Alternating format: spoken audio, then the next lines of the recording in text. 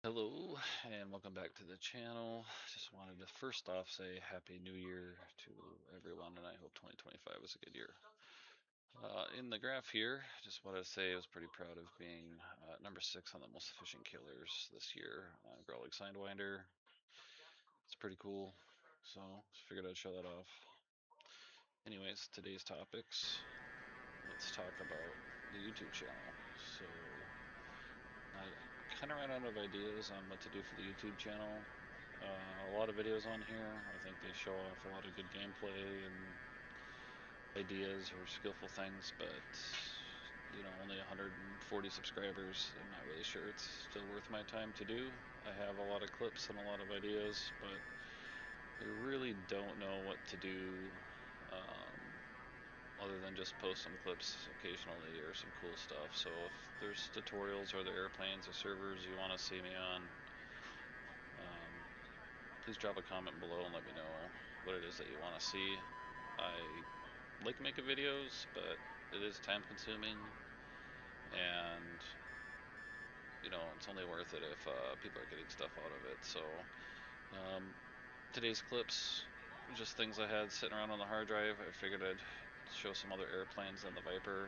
So this first video is me forcing the merge against a player who's flying a J11, and the 5 is one of my favorite airplanes to fly. I'm not very good at it.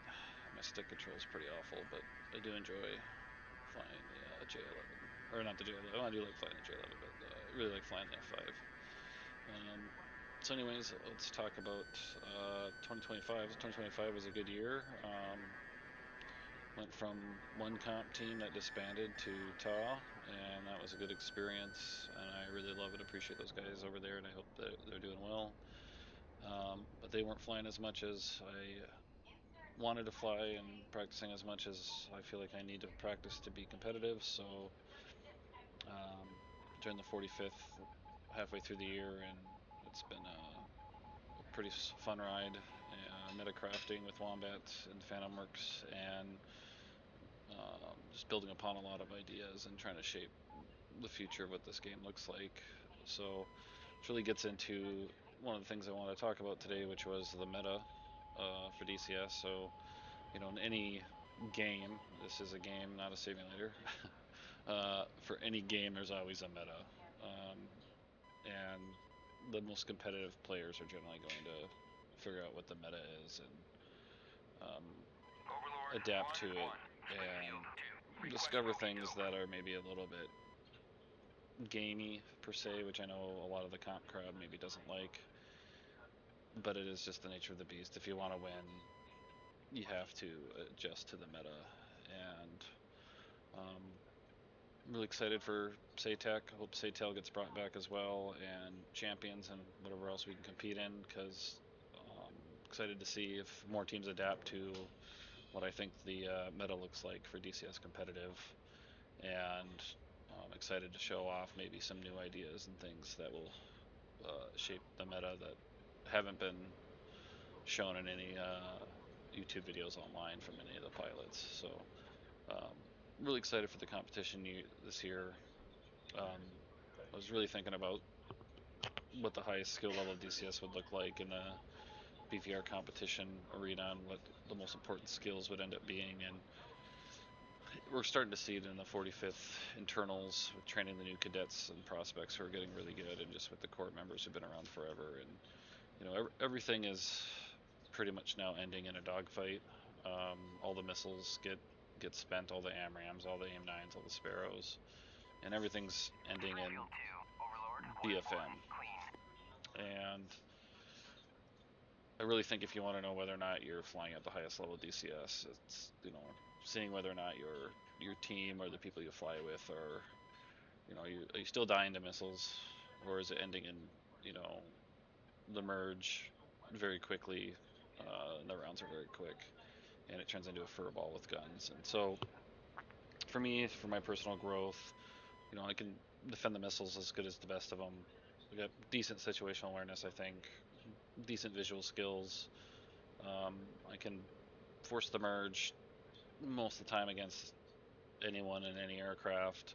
However, what I have really learned lately is that my BFM is horrible. I've spent maybe a couple hours in DCS since I've started flying in the last 2 years working on BFM. I understand a one circle, two circle, and some of the smaller concepts, and know what a rate fight is, and etc. etc. But I am horrible, definitely the worst in the 45th in BFM, and so I think starting in 2026, I'm gonna start grinding BFM, and it is definitely my weak spot.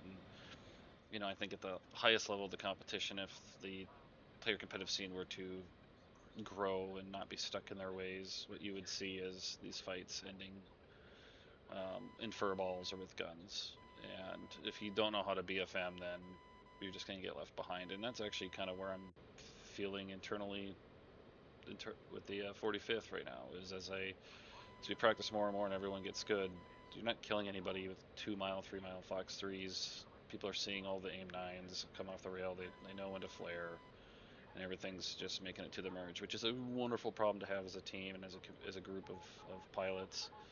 But for someone like me who has zero BFM skills, um, I need to play catch up. So maybe some of the gameplay you're going to see later on the channel, if I continually make videos, will be me learning BFM from hopefully guys like Savior and other really good BFMers in DCS. Um, might be seeing me on the Dogfighters channel. I wanted to see if the guys over at the dojo were still doing BFM and learn from those guys. I heard they're straight demons. Um, but I was kind of thinking it doesn't really do me any good to just master the visual notch and being able to force the merge against people if I can't kill them with guns. It just doesn't. It's kind of a silly thing. It looks cool on video here. It's a great skill to have. I think everyone should learn it. But if you're not